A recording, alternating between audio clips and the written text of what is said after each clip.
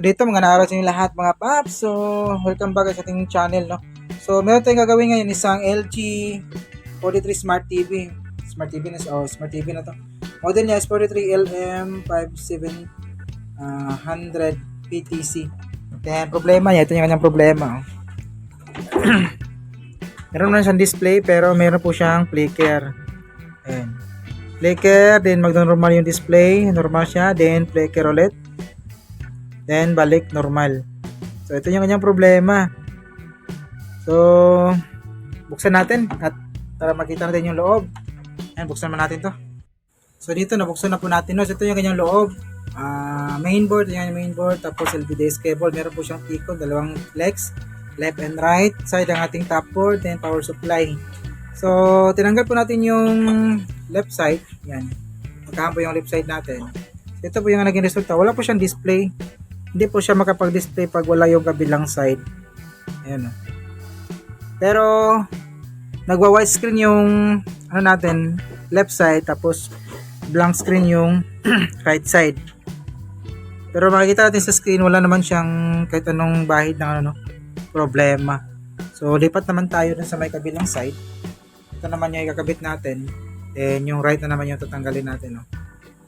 So dito mga paps, nakahang na po yung right side natin, nakakabit na po yung left, right na may nakahang. So titest natin to. Saksak. Tapos angat.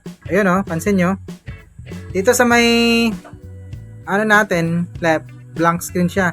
Dito sa may right na tinanggalan natin, naging kulay pink yung kanyang picture display. Di tulad nung kanina, yung right yung naka load at saka left nakahang, white screen plain, walang problema. Ang fine line, so walang linya dun sa kanyang screen. Black and white lang siya. Sa kabila, black screen, tapos sa kabila, white screen. So dito, meron tayo na pagkabit, oh. Yan, sa kanyang screen. Kabit yung, at meron na yung makita dito sa may kabila na linya. Ayan, oh. Diba? Hindi po siya smooth yung may problema.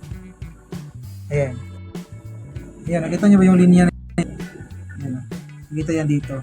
So, ibig sabihin yan, yung problema is, may left side natin kasi yung left na nakakabit natin dito.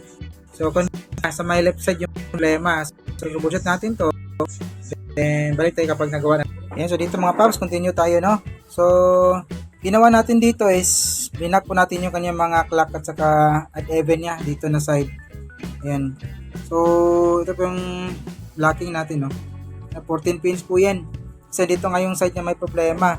So, kapag ganito, dito sa shop, okay lang yan kung blocking. Ganito yung gawin mo. Pero kapag nasa home service, ang ginagawa namin dito is hindi po tayo nagbablock, kundi nagre-remove and cutting po tayo dito sa kanyang top board mismo. Mas mainam kasi yung ganung procedure kasi ito yung pinakamalapit, diba? Malapit sa kanyang panel. Pag dito kasi malayo siya. So, ito, gagawin natin dito, dito tayo magre-remove or mag-cutting. Meron tayong sinilip dito, meron po siyang connector resistor yung kanyang mga clock. Pero yung kanyang, nakita ko siya dito kanina eh. Ayan, masisilip natin dito. Ayan, wait. Ayan, meron siya mga connecting resistor yung kanyang, yung maliliit, yun, know? Yung kanyang clock. Tapos yung kanyang odd even, ang kailangan natin gawin dyan is cutting.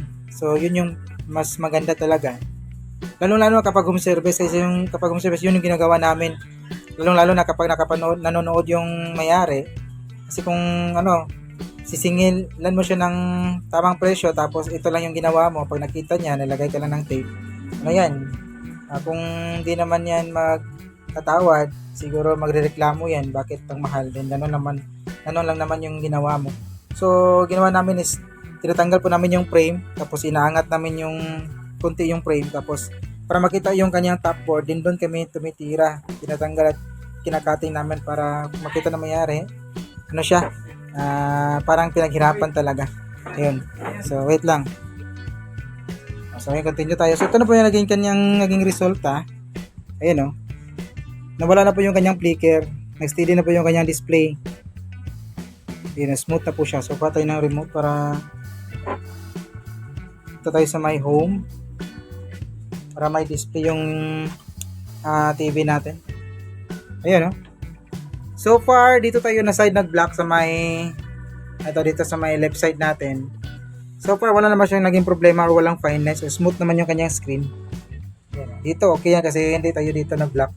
Dito sa may left natin. So, tingnan nyo naman, smooth yung kanyang screen. Walang fine lines. Ayan. Walang linya or walang guhit-guhit sa kanyang screen. Smooth siya.